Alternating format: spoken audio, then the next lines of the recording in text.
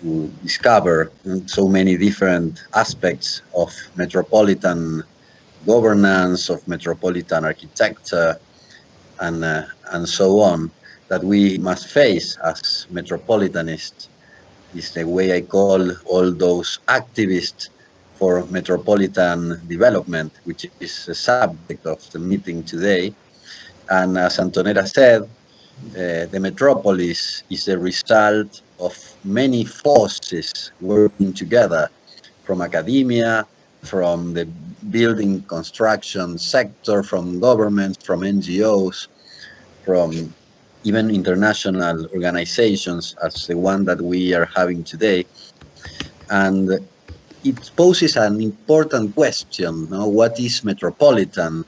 Where are the limits of a metropolitan approach to the city? Because now cities, most of them, and Rafa Forero is one of the persons of this panel today that will talk about how many metropolises are around the world, how they are expanding, and how can we, let's say, not control, but steer, understand how to guide these processes of organization, governance, development, which of course needs finance, needs a legal framework, needs the importance of social responsibility.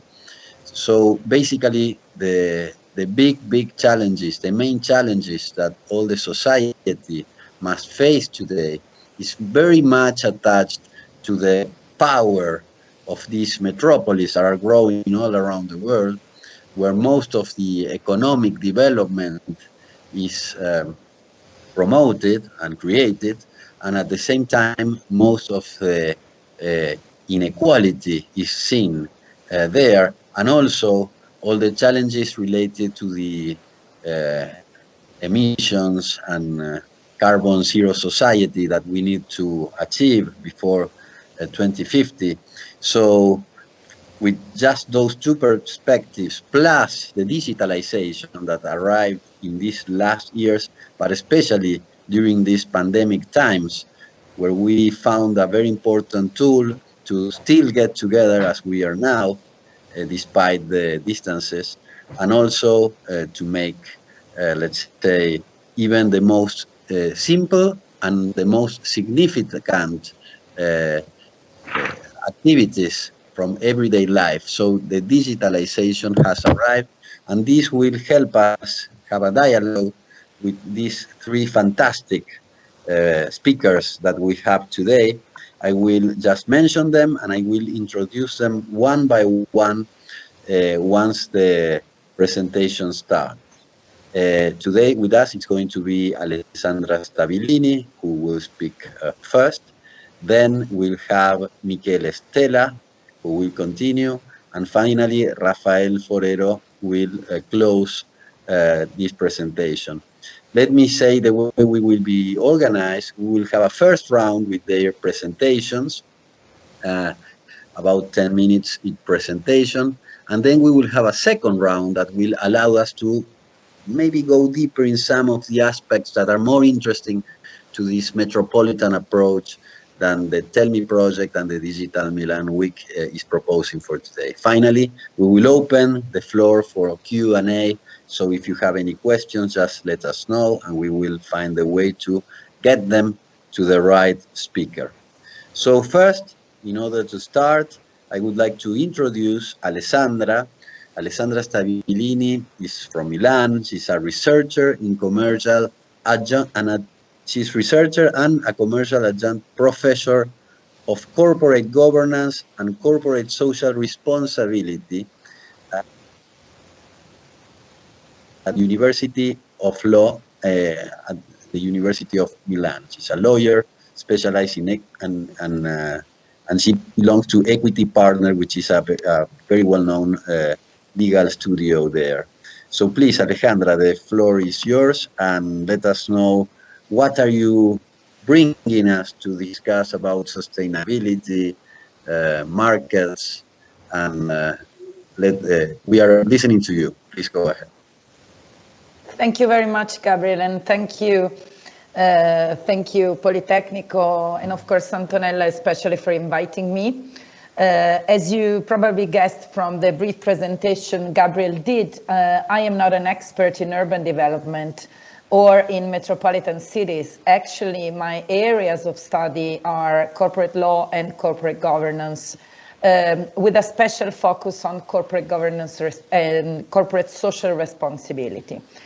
So I thought that my contribution to the debate today would be kind of lateral, probably, with respect to the issues that are at the core of the discussion. And I hope a little bit of lateral thinking will be somehow fruitful for our debate. So I would like to contribute to the debate by saying a few words on three concepts that are frequently evoked in the public debate regarding virtually any socio-economic phenomenon today, from economic development to corporate governance, even to urban planning. The first concept I would like to comment on is sustainability. Sustainability, as we all know, is at the center of the debate in many areas today. And certainly it is at the center of the corporate governance debate and at the top of the regulator's agenda today in Europe and generally speaking in many countries in the world. However, we might want to ask ourselves what sustainability really means and what sustainable really means. In the area of corporate governance, at least, the answer is usually something like the pursuit of the firm's success in the long term, in the interest of all the stakeholders of the firm, which means all those who are affected one way or another from the firm's business behavior. So the central idea is the pursuit of the interests of all the stakeholders, not just of one category of them, which in the case of companies is usually the firm's shareholders. However, attractive as it is, this idea, in my opinion, embeds an enormous problem, which is both theoretical and practical. Because when sustainability involves a community of stakeholders with different and at least partly conflicting interests, which is the case in many, many situations, the dichotomy short versus long term, or the dichotomy profit versus sustainability, cannot simply be presented, as usually happens, as a trade-off problem in the internal forum of the decision maker. So a question like, do I prefer more profit today or more sustainability tomorrow? Because in reality, this dichotomy hides the resolution of conflicts between subjects who have different interests and possibly conflicting interests. If we accept this idea, of which I am very, very strongly convinced, then we have problems, because if we accept this idea, we must ask ourselves who and how should make these choices. And this leads me to the second concept I would like to comment on today, which is market. In the area of corporate law, there is a very large consensus on the fact that sustainability must be encouraged through market mechanisms. The whole idea of sustainability as a voluntary effort of firms, rather than something that can be regulated by law, builds around this central concept, right? However, apart from any other consideration, if we agree that sustainability implies the resolution of conflicts between opposing interests, the idea of entrusting these choices with the market does not appear so attractive. The market, even when it works perfectly, which means almost never, is not suitable to weigh opposite interests, because the market by nature is majoritarian. What the market does is that the market reveals preferences, individual preferences, and satisfy them when they become majoritarian. What the market cannot do is to make choices that reflect what a community believes to be the right balance of opposing interests. Elsewhere, I have used, in this context, a distinction that was made by the philosopher John Rawls. And he used to make this distinction, which I think is very important, between the concept of good and the concept of right, where the concept of good is what each individual considers best for himself. For example, I drink a little alcohol because I think that it hurts. And the concept of right is what the same individual considers right because it reflects the society in which he or she would like to live in. For example, I don't drink alcohol, but I think it is right that everyone is free to choose whether or not to drink, because I believe in freedom. Now, the market might be good in doing the first thing.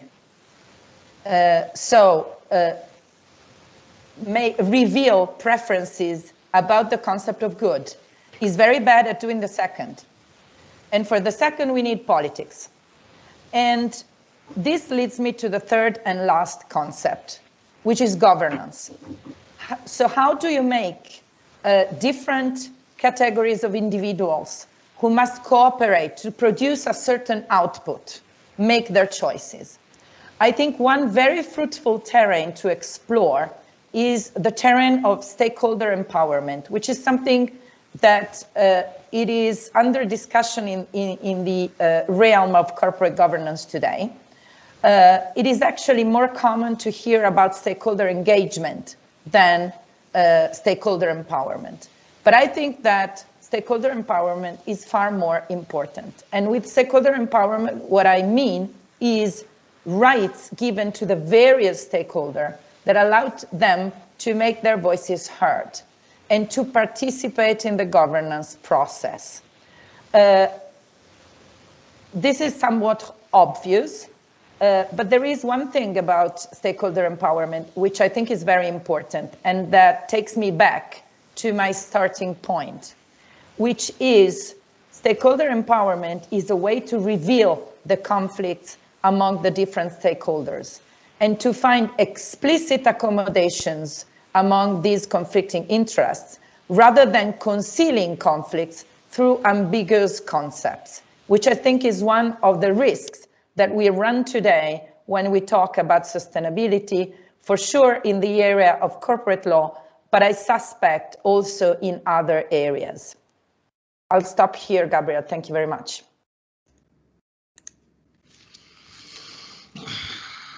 Thank you so much, Alessandra. It's a very powerful proposal, what you have just done. We will go back to it in a couple of minutes. So thanks a lot for staying right to the time.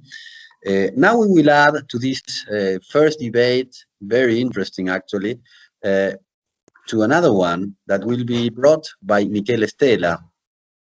Michele Stella has been the Chief Executive Officer of Torre since May 2018, and since January 2016 he has been also the Adjunct Professor at Lewis Business School, which is a Master in Real Estate Finance. He graduated in Economics from the University of Rome La Sapienza. So please, Michele, come and bring us your ideas about this subject. Okay, good afternoon, everybody, and thank you, Antonella, for inviting me. It's an honor for me to discuss it, to participate to this meeting. It's really a very, very nice experience for me, but I would like to introduce the financial concept in this debate, because I think I want to go directly, straight to the point. Because you know that when we are discussing about, when we have to discuss about urban development and development of the cities, we are talking about a great process, great project, and I don't think, honestly, that there is a conflict, because all the big projects are always financed by institutional investors, and the institutional investors are always very sensible to all the issues related to the sustainability, to the environment, to the governance. So there is no conflict with the institutional investor about these points. And I think that capital and let's say the driver of the urban development are on the same page. The real point for me is the timing, because always, I would say many of the time, you have to lose a lot of time to discuss about the profit. How much is right that you earn from one project, you as an investor, you as a developer, you as a city, and the discussion is never on the sustainability governance, is always only on the profit, and you don't take the decision at the right time. This is the real point in the urban development. I think that in the present times, and you know that the title of the meeting is the digital meeting, the digital Milan. The new technologies should support and help us to share information quicker than in the past, and to discuss about all the issues when all the people involved are informed about and updated about the same information. All of them have the same picture in front of them before to discuss. I think that the technologies should support to lead to a quicker decision, because the real point to develop the cities is the timing. The timing, the right timing to take the right decision, because world go ahead, things changed every day, and you cannot discuss years about the new development of the cities. The real point is to take a decision in the right moment. It's not the capital, it's not the money, but the real point is to get decision in the right moment, because in the same moment all the people have the same information about the future, about the social situation, about item and issues where is needed to invest, to develop and to grow. Let's assume, for example, what is happening today in Italy for the COVID. You need to support much more than in the past the health situation. You cannot think to a development of the city without thinking to the right support from the hospital and from the health organization, from the public state. Is something that is not it was not in the agenda in the past. In the future should be, but I would say now you can discuss this point, and I'm sure that everyone can agree on this point, especially from the money, from the institutional investor. There is no problem, absolutely. The real point is not to discuss and not to lose time on the profit, how much you are earning, if the 5, the 6, the 7 is an issue, why you should earn so much money, because at that point you lose years. My experience, personal experience with the Comune of Roma is to lose years in discussion like this, and when you lose years, you lose also the right direction of the project, and every day you have to change your project. If you look at the example that we have around us, especially I'm Italian and I speak about Italy, for example, Milan. The best project in Milan, I think that no one can say that there was not the right attention from the equity investor, from the municipality about sustainability issues. Of course, sustainability and governance issues related to the years they took the decision.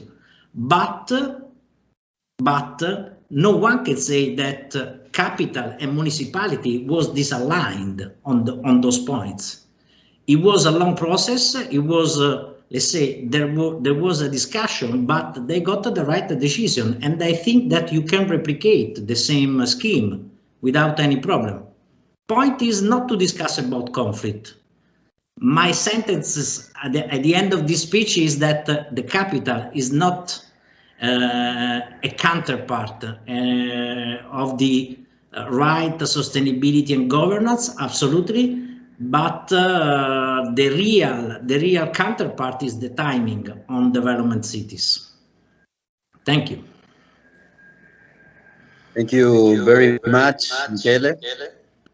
Now we have another point of view, which will be interesting to debate in a couple of minutes, two different views of the same subject that will enrich this conversation for sure. So thanks so much for bringing this perspective from the financial sector. Now we will jump and move towards Rafael Forero. He's from Colombia, and he's working on urban governance and metropolitan management at global level. He's an engineer, master in development, and specialist in development, public policies, and project management. In 2010, he joined UN Habitat, where he has held several positions related with public information, knowledge management, and collaborating with the UN Habitat offices in Colombia. Now, he is in charge of a very interesting project in metropolitan governance from the UN Habitat perspective. So go ahead, Rafa, with your presentation. Thank you, Gabriel. Hi to everyone. Good morning from Bogota, but good afternoon and evening to all of you. Thank you for having us and for inviting us to for UN Habitat. It is very important to contribute to this debate. And let me say something about the physical dimension of sustainability. Rafa, we are not seeing your camera, just in case you can turn it on. I can actually see Rafa, Gabriel. You can see him? Yeah. Can you see me now? Yeah. I don't. Well, for some reason I don't, but please go ahead. Don't matter. Okay, no problem. I was saying that let me say something about the physical dimension of sustainability. We have heard about social and economic dimensions, but I would like to zoom out to the physical dimension, and to do it, I would like to take the point of where people is living nowadays. How are they located territorially, how are they agglomerating in cities, and how the cities are configuring the global system of cities. So to do that, let me just share my screen in order to show you one map and to give you some global trends on the physical development of metropolises. Can you see my screen now? Yes. Yes. Excellent. So this is the result of a recent research in UN Habitat, which tell us about the cities of today, the cities of the 21st century. This is not a new area of interest within UN Habitat. We actually have discussed how cities have been grown and which kind of cities we have during the last 10 years, but we think that it is time to consolidate some political and some strategic messages to policymakers, to practitioners, and to the society in general. And we found and we designed this map to show how people is located today in cities. And we have some general trends that I would like to share with you. The first trend, the first global trend, and most importantly, I think, for the conversation that we are having today, is that the most common typology of urban settlement, of city in the 21st century is the metropolis, or as we call it, the urban agglomeration for a statistical purpose. Actually, we found that globally exists nowadays almost 2,000 metropolises. You can see them in the maps, the dots in the maps, but also, and most importantly, in those almost 2,000 metropolis lives the 60% of the world urban population. This is equivalent to 2.6 billion people. So if we are saying that the majority of people is living in metropolises. So we can also conclude that the way in that we manage, govern, planning, finance that metropolis will depend the sustainable of the most part of the population in the decades to come. But also we are finding some interesting regional and local trends among those metropolises. For instance, we have some measures about the regional grouping of those metropolis and the people. And we found that, of course, the Asia Pacific region is leading the growth. More than the 50% of metropolitan population and of number of metropolises are located in Asia Pacific, while the rest of the region, as you can see in these graphics, are very similar, actually, both in number of metropolises, but also in population living there. So this also give us some hints about where to focalize our efforts during the coming years. Let me say that the last year we started that the decade of action, as we know it in UN and in United Nations, the decade of action to achieve sustainable development. It refers to the 10 last year to achieve the sustainable development goals. And knowing this, having these numbers, give us some hint on how to focalize the efforts to achieve those sustainable development goals. Also, and this is the third trend that we found, is that the population growth and the arising of new metropolises are related in all the regions among the world. So, of course, here Africa and Asia Pacific also are leading this growth, but we found also some interesting trend, and is that every 2 weeks we are having a new metropolis arising in some part of the world. Every 2 weeks. This totalizing this for the next 15 years at least means that we will have almost 500 new metropolises, almost 500 new metropolises by 2035, for a total of 2,363 metropolises. So there is also the opportunity to contrast some old myths or old thinking about the urban development and the population development growth among the world. During the last year, we have heard mainly that the world is becoming a world of mega cities, of big cities, and that the main challenges of the future will be located in mega cities. And actually, the numbers and the figures show us a different trend, because these numbers, this graphic, which is the rise of metropolis among the different world region from 1950 to 2035, give us another panoramic and another picture, which is the world is becoming a world of intermediate and small cities. And that is also an interesting and an important political message to countries and to practitioners and to policymakers. Of course, megacities will continue being great engines of economic, of culture, and of course, political nodes among the world.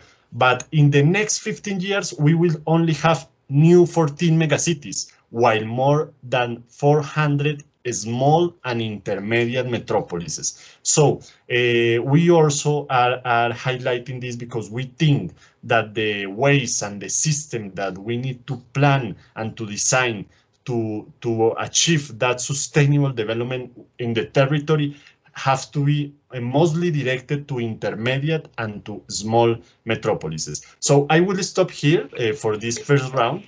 Only to give you a general picture, again, a general view of what are the cities and how are they in the 21st century, and then we can discuss how to address this situation and these challenges.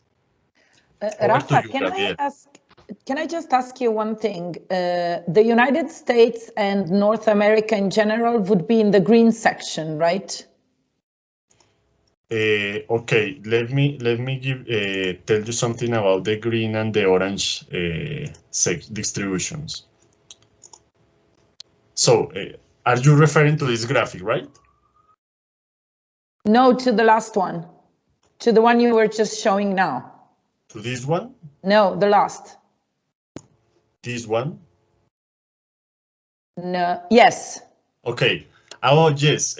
North America belongs to so North America will be in the green section, right? the green section, the Western Europe and other states. Yes. Okay. Along with Australia, we have there Western Europe, North America, and Australia in that regional group.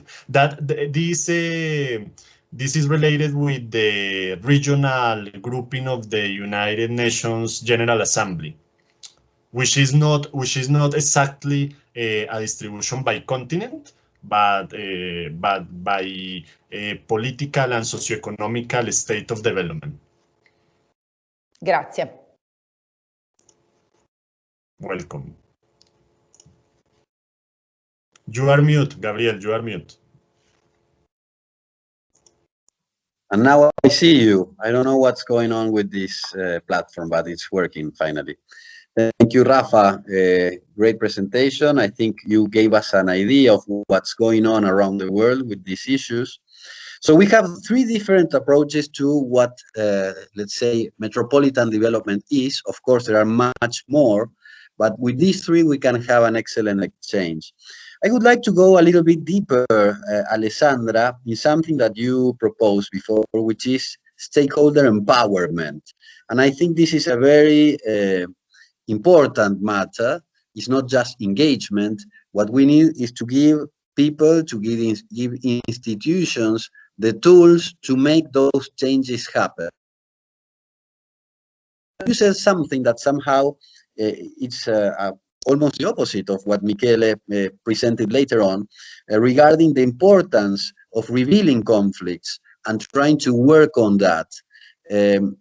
What do you have to say about that and about time consumption of those processes? Later on, we will jump also to Michele to do more and another insight from this example. Grazie, Gabriel. The question is obviously very, very challenging. And I think that the point that Michele was making about time is clearly critical. So the question is complicated. At the outset, I would like to underline one thing, but I think because maybe it was, I made myself misunderstood. I never said that capital is the enemy, and I never implied it. I myself am a lawyer, so, you know, I earn my living with capital. And I sit on the board of directors of an Italian real estate company, which is listed on the stock exchange. So clearly, I am not saying that capital is the enemy. This said, however, I am strongly convinced that at some point, I'm strongly convinced that sustainability implies conflicts of interest. I am absolutely sure about this, and I'll explain you why. It's true that all investors are interested in sustainability, but not all investors think of sustainability the same way, because that depends on their investment horizon, on the expectations of people who contribute money to funds, because investors are generally fund managers, and fund managers manage third people's money, and the expectations of investors can differ. Actually, there is a conflict even in the investors community. So my point is not that there is good and bad here and there. My point is we have and might have conflicting interests, and the right way to manage this is not to pretend there is no conflict, which is, I think, the risk of the long-term rhetoric, of the long-term narrative. So the idea is, in the long term, all the interests converge. Yes, in the long term, we will all be dead, as John Maynard Keynes tended to say, right? But in the meantime, we have conflicts. There are conflicts between shareholders, today's shareholders and tomorrow's shareholders, and so on. So somehow, I think it is more useful to make these conflicts explicit and to find accommodations that are explicit on their turn, rather than covering the conflicts with ambiguous concepts like the long term. So this is I think my main point. Now, what do I mean by empowerment rather than engagement? I think it's a methodological point. Engagement means that you have some kind of mediating hierarchy or some kind of authority that mediates different interests according to some sort of objective. With empowerment, you have interested parties who are granted with some sort of rights. Clearly, rights can be differentiated. Not necessarily you have representation rights. You might have information rights, for example, that do not imply a representation in decision bodies, but they are useful because they make the conflicts explicit, and therefore, when the decision maker makes the decision, he must take into account the different interests because they have been revealed. The point Michele was making, timing. Yes, it's critical, and I don't think I have a solution for that. Probably, also, I'm not an expert in urban planning, so I perfectly understand the point. I don't have a solution for that, but I think the point is methodological. Maybe one thing is that interested parties might be involved in an earlier stage of the process. It is my sense somehow that interested parties, or at least a portion of interested parties, are involved in a stage of the process where their involvement tends to be confrontational. Whereas if in an earlier stage involvement, you might benefit for a less confrontational and more cooperative approach, which I think is important, because the thing here is not how to distribute output. And I agree with you, Michele. The point is not how to divide profits. The point is how to produce the common output. So maybe the involvement should be earlier in the process. Thank you, Alessandra. I think you made your point really clear. And I must admit that as a moderator, I cannot be neutral. And I agree. I think that nowadays processes tend to include the different stakeholders in an early stage in order to gain time, to save some time, because if you do it too late, it will take ages or years, as said Michele, to solve a problem, or maybe we will never get that project done, basically. So it's a matter of how you manage to create this governance around the project, in the case that Michele was posting, or the governance in general that Rafa will present later on. But let's go again back to Michele. Maybe, Michele, you want to build something on this idea of how to relate sustainability, timing, and engagement of multiple actors. How can we deal with that? I'm not so sure that there's no conflict, because the Metropolises is the place where all the conflicts emerges. The point is, how can we work with those conflicts in order to have the right timing for projects to happen? No? In this case, I think the public sector, the academia, and the private sector can be aligned. What's your opinion about this, Michele? But there are many points to answer. The first one, starting from the last point. I think that it's true that we have to involve all the people in the earlier stage.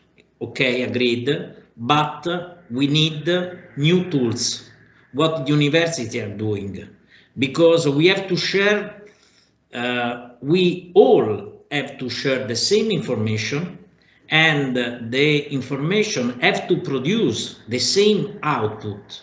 because you lose a lot of time to discuss about the conclusion of any of the studies, and even if there is an analysis, very good analysis, you never agree on the conclusion, and this is a real point when you have a discussion with the, let's say, the authorities to discuss about a big project.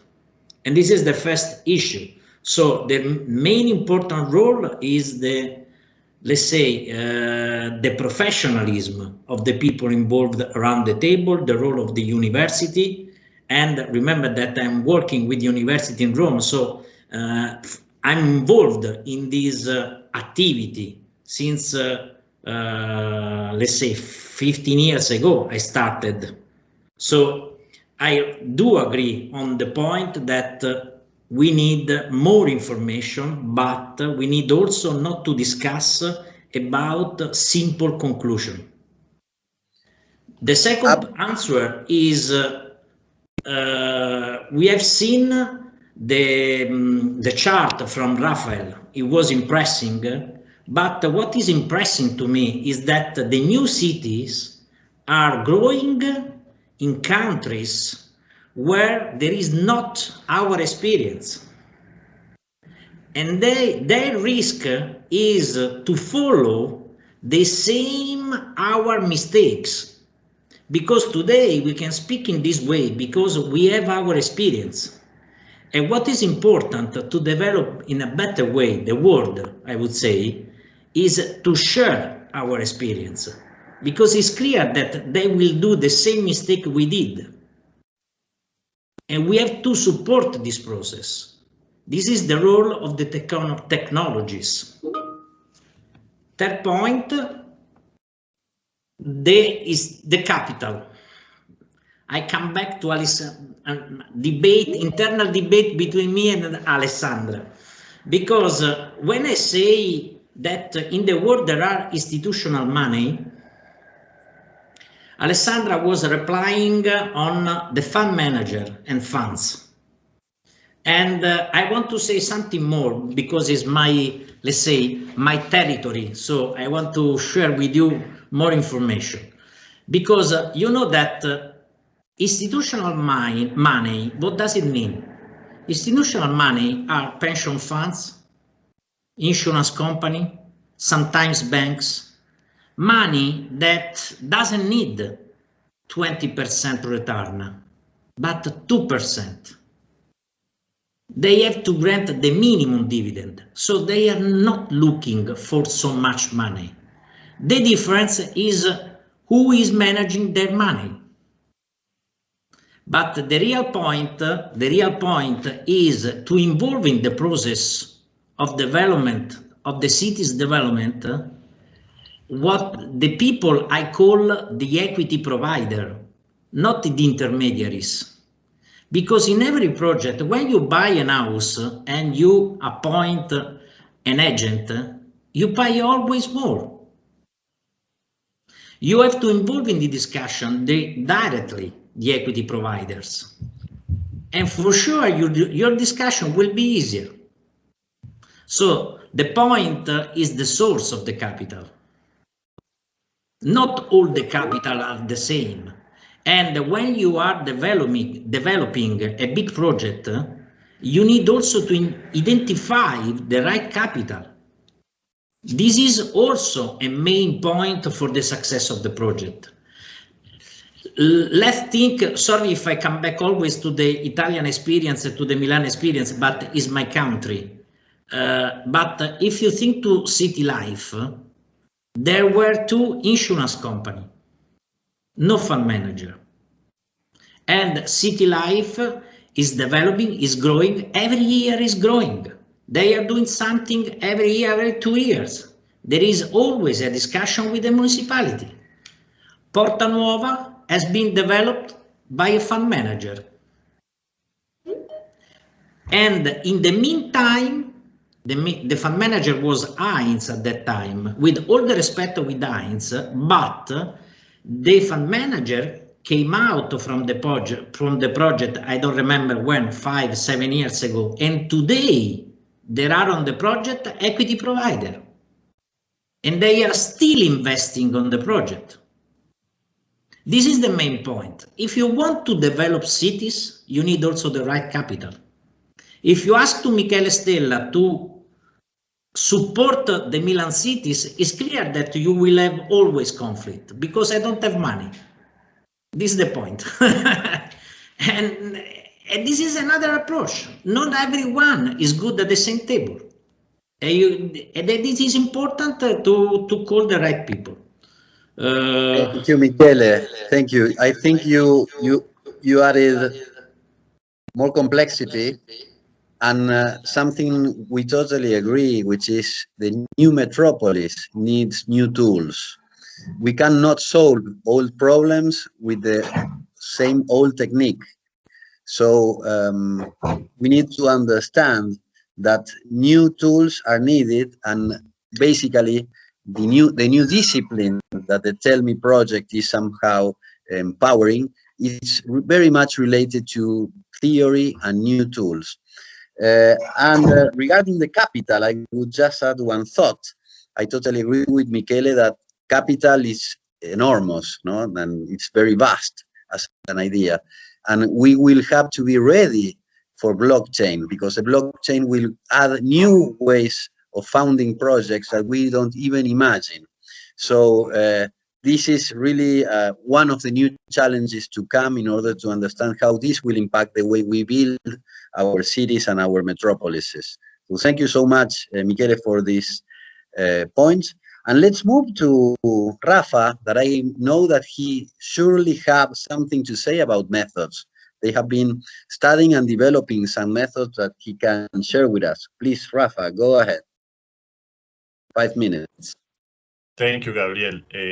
In order to take advantage of the short time to propose some kind of solutions, or I mean, let's say ideas, let me share again my screen.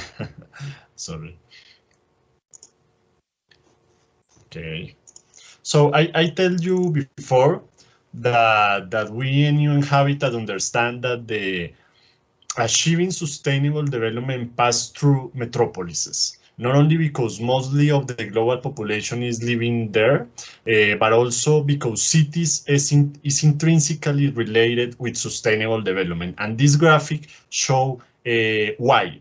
This graphic shows us the relation between the targets of the SDG 11, SDG cities, and the others SDGs, no? And how each of the targets in those SDGs is some kind linkage with targets of sustainable urban development. So I really appreciate the insights from Michelle and from my other colleagues in this panel in order to approach to the social and to the economic and even the environmental dimension of sustainable development. But speaking about tools and about methods, we are proposing from UN Habitat to having an integrative or a comprehensive approach for metropolitan management. And this will involve at least what we call 4 drivers of change, which are the legal frameworks, the policy and the legislation, but also the urban planning and the design, the form of the metropolis, the architecture of the metropolis, as Antonella used to say,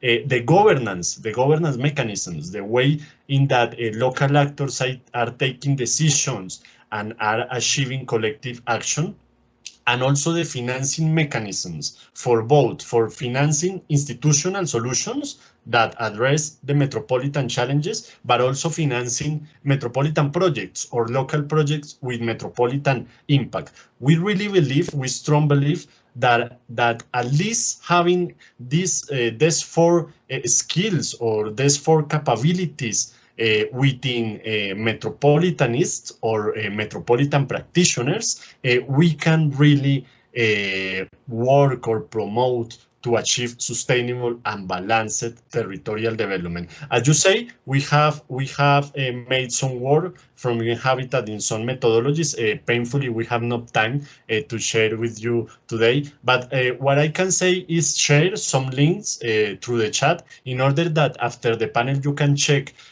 those methodologies. And if you are interested, of course, you can write us and we can continue this debate. Over to you, Gabriel.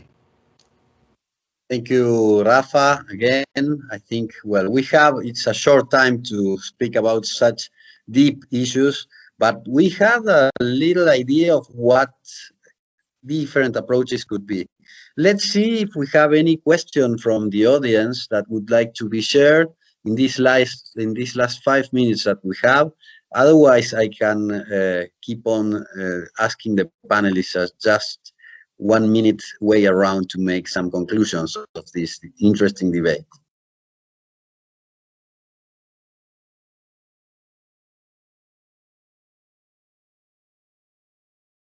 Okay, so I don't see any questions in the chat box.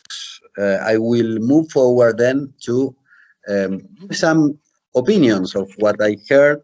I think that metropolitan governance is key for the future, and particularly for metropolitan development. And we have said many important things, like Alessandra posted at the beginning, the importance of empowerment. We need to go through a new culture of the plan. And this is something I'm actually at this moment coordinating the Buenos Aires Urban Environmental Plan. And this is something that I repeat in every single meeting that we have.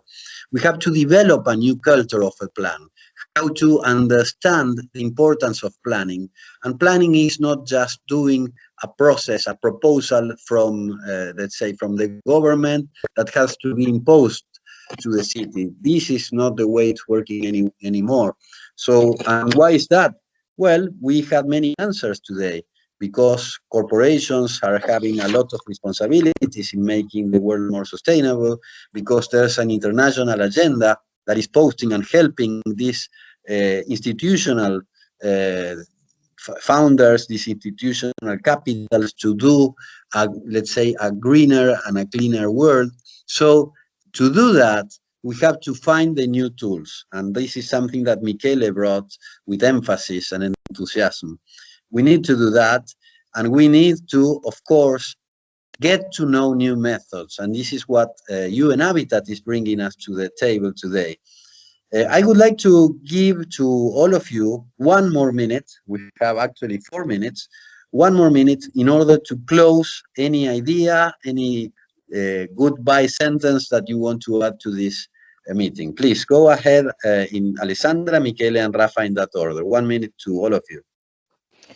I'll just take my minute to say that I think what Michele was saying at the end of his second speech is very, very important. And I personally take home what he said about the difference between institutional investors and more generally the equity, let's say, the equity stakeholders and others. I think this is a very important point. And I think he's right, because this is probably key to a long-term accountability somehow of the investors towards the developments of cities. So I think this is I personally find this very, very interesting, Michele. Thank you very much for this. Thank you to you, Alessandra. And just because you have spoken about, let's say, capital and money, I speak about empowerment. And I say that just to support the process, to take the decision, what is very, very important is to share the right information, and is very, very important to develop the right tools.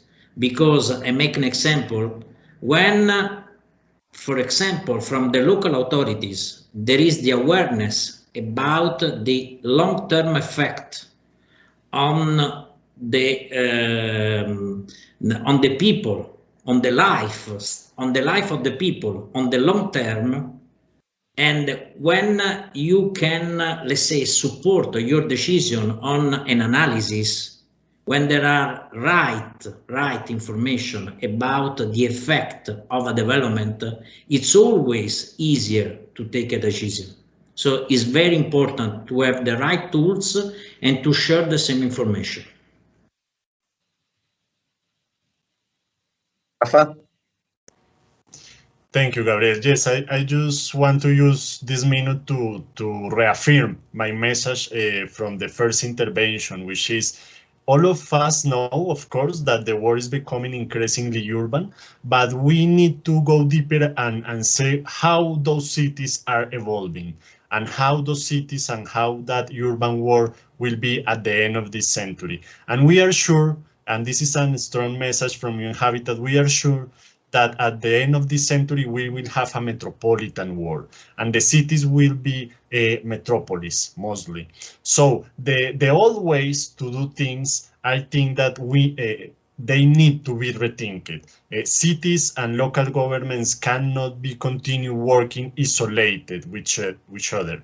They need to collaborate, they need to cooperate, and they need to achieve collective action. And of course, this passed through the social society, as Alessandra explained today, and also by financial mechanisms, as Michelle tells us. But we would like to invite you all to rethink the way in that we are managing cities and to think in that we are living another world, which is a world of metropolises, a world of cooperation, a world of collaboration among local actors. Thank you, Gabriel. Thank you all. Thank you. Thank you, Rafa. Well, thank you, Alessandra. Thank you, Michele. Thank you, Rafa. And of course, thank you, Antonella, for putting this fantastic panel together. Thank you to all the Tell Me friends that are around in the audience, Ramon, Pedro, and others that I'm seeing right now. And thank you, of course, the excellent team of Polytechnic de Milan that is putting together this discussion in the Milan Digital Week. Thank you, everybody. Thank you. Bye-bye. See you soon. Thank you. Bye. Thank you. Bye.